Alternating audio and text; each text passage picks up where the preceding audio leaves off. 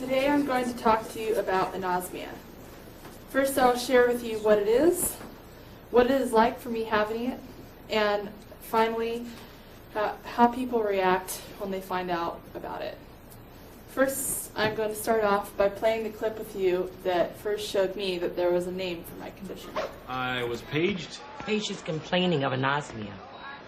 Anosmia? You know, I always thought it was very funny that losing your sense of smell was called anosmia.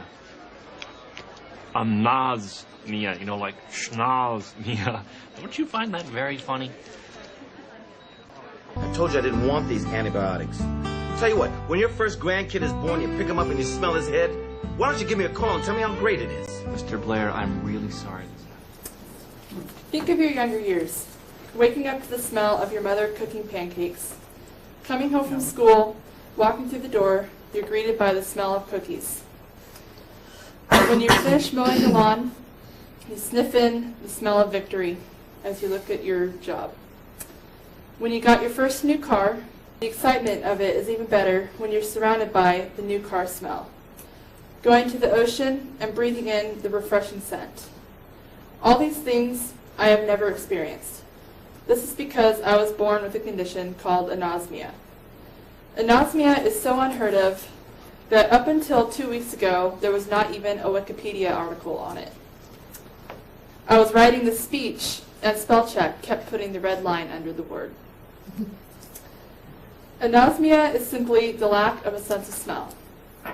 A person can lose their sense of smell due to head injury or an allergic reaction to medication. When a person loses their sense of smell, they normally lose their sense of taste also. Congenital anosmia is when you are born with anosmia. There is no known causes for congenital, but it is also not being researched. The science world does not view anosmia as a condition in need of a cure. A few years ago, I joined an online group for anosmics, and that's where I found out most of what I know about it. Most congenital anosmics still have their sense of taste, as do I. Next, I will share with you what it is like not having a sense of smell. There was a day when I was home alone. Watching television, everything seemed fine, when a smoke alarm went off in the kitchen. I put the television on mute and went to investigate. I saw no smoke, there was no crackling of fire, so I thought it was nothing. I opened a door just in case, aired out a little bit. Then a smoke alarm went off in the other room, and then another, and then another. By this point, I was panicking. I didn't know what to do, if it was something small that I just needed to open a door, or if I needed to call 911 if my house was on fire. Often I am told to clean the toilet, to pick up the dog's poop, and to clean the trailer bathroom when we go camping, all because I cannot smell. I am always told to do the dirty jobs because I cannot smell. But let me tell you, dirty jobs are still dirty jobs when even though you can't smell. Hygiene is the biggest problem for me. I never know when I need to take an extra shower because how hard I worked that day, brush my teeth because the lunch I ate, or if the perfume I'm wearing is bad or not. A good side of not being able to smell is the boundaries are broken with me working with other people. I do a lot of humanitarian work in other countries, and some places tend to have such a bad odor, other workers have to leave because they cannot bear it. I can sit and talk with a person for an hour who has not showered in a month. When a skunk sprays, I'm not bothered by it. There was a time a raccoon died under our house, and we couldn't find the body. My family was miserable for months, but it didn't bother me. The best benefit of not being able to smell is dealing with my older brother, who has this terrible hobby of burping and farting in people's faces. Finally, I will share a few stories of how people react when they find out. Most often, I am accused of lying.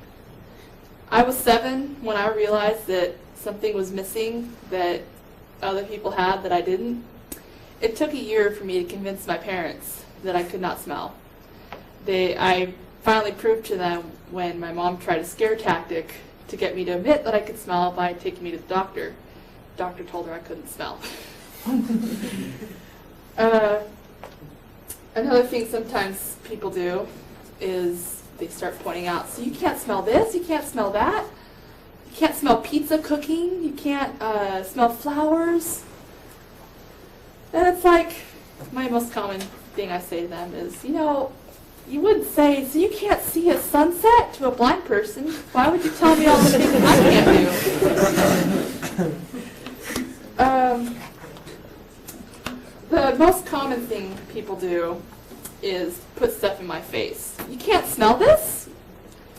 There was a time I was helping an athlete in high school with his homework. He apologized to me for stinking me out because he just got off of practice. I explained to him that it didn't bother me because I couldn't smell. He said he was just totally amazed. He goes, "You can't smell? So you can't smell this?" Put his armpit in my face. I could not smell it, but sadly I got his sweat all over my face.